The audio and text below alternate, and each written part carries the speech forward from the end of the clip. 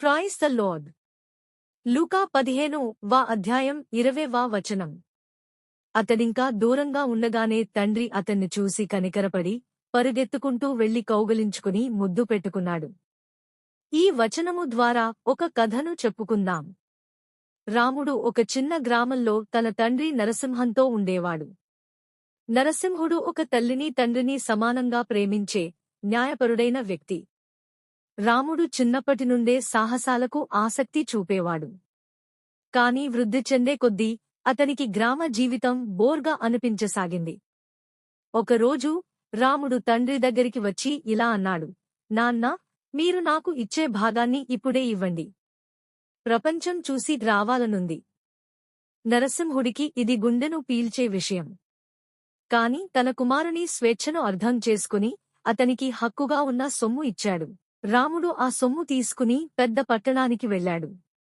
మొదటిగా ఆ నగర జీవితం అతనికి కలల లోకంలా అనిపించింది. ఆడపిల్లలు, మద్యం, కొత్త స్నేహితులు అన్నీ అతనిని మత్తులో ముంచాయి. అతను తన సొమ్మును విశాలవంతంగా ఖర్చు చేస్తూ జీవితాన్ని ఎంజాయ్ చేశాడు. కాని రోజులు గడుస్తుండగా అతని సొమ్ము అంతా ఖర్చయిపోయింది. స్నేహితులు కూడా అతనిని వదిలిపెట్టారు. పట్టణంలో ఆకలి కొరత మొదలైంది. ఉద్యోగాలు లేకపోయాయి. చివరికి రాముడు ఒక రైతు దగ్గర పందుల్ని కాపాడే పనిలో చేరాడు. ఆ పందులకు ఇచ్చే ఆహారాన్ని కూడా తాను తినాలని తలచుకునే స్థితికి వచ్చాడు. ఒకరోజు రాముడు పందుల గూళ్లలో కూర్చుని ఆలోచిస్తూ తన తండ్రి ఇంటిని గుర్తు చేసుకున్నాడు. నాన్న ఇంట్లో పనివాళ్లకైనా 3 పూటలా తిండిపొట్లం ఉంటుంది. కాని నేను ఇక్కడ ఆకలితో చచ్చిపోతున్నాను. ఎందుకు ఇలా జీవించడం? తండ్రి దగ్గరికి తిరిగి వెళ్లి, నాన్నా, నేనొక్కడు తప్పు చేశాను. నన్ను కొడుకుగా కాకపోయినా పనివాడిగా తీసుకోండి అని అడుగుదాం అనుకుని రాముడు ప్రయాణం మొదలుపెట్టాడు. రాముడు ఇంకా చాలా దూరంలో ఉండగానే నరసింహుడు ప్రతిరోజూ ద్వారం పక్కన కూర్చుని కుమారుని రాక కోసం ఎదురు చూస్తూ ఉండేవాడు. ఒకరోజు రాముడు కనిపించగానే అతనిని చూసి నరసింహుడు కన్నీళ్లతో పరుగుగిలాడు. రామా అంటూ అతనిని గట్టిగా ఆలింగనం చేసుకుని మెడపై ముద్దు పెట్టాడు.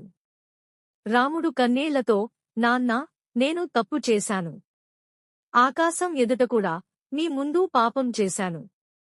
నేనంతా మీ కుమారుడు కావటానికి అర్హుడిని కాదు అని చెప్పాడు. కాని నరసింహుడు అతని మాటలు పరిగణించలేదు.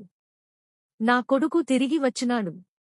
అతను చనిపోయినట్టుండి మళ్లీ జీవించాడు అని ఆనందంతో సర్వసాధారణంగా పండుగ చేయమని ఆదేశించాడు. ఇంట్లో ఒక పెద్ద విందు ఏర్పాటు చేశారు. రాహుల్ తన తండ్రి ప్రేమను చూసి కన్నీళ్లతో తడిసి మిగిలిపోయాడు. ఇది నిజమైన స్వేచ్ఛ అని అనుకున్నాడు. తన తండ్రిని విడిచి ఎప్పుడూ వెళ్లకూడదు అని నిశ్చయించుకున్నాడు. తర్వాత రాహుల్ ని లోపలికి తీసుకువెళ్లి తన తండ్రి ఇలా అన్నాడు, రాహుల్, నీవు నీ పాత జీవితాన్ని విడిచిపెట్టి దేవునికి ప్రార్థించు. నిన్ను క్షమిస్తాడు. నీవు చేసిన పాపంని ఆయన ఎదుట ఒప్పుకుని నీవు జీవించు అని చెప్పాడు. అంతలోనే రాముడి అన్నయ్య శంకర్ పొలంలో పనిచేసి ఇంటికి తిరిగి వచ్చి ఈ పండుగను చూసి ఆశ్చర్యపోయాడు. ఒక పనివాడిని పిలిచి, ఏమిటి జరుగుతుంది అని అడిగాడు. పనివాడు, మీ తమ్ముడు తిరిగి వచ్చాడు కాబట్టి మీ తండ్రి ఈ పండుగ ఏర్పాటు చేశారు అని చెప్పాడు. శంకర్ కోపంతో తండ్రి దగ్గరకు వెళ్లి, నాన్నా, నేను ఎన్నో సంవత్సరాలుగా మీకోసం పని చేస్తున్నాను.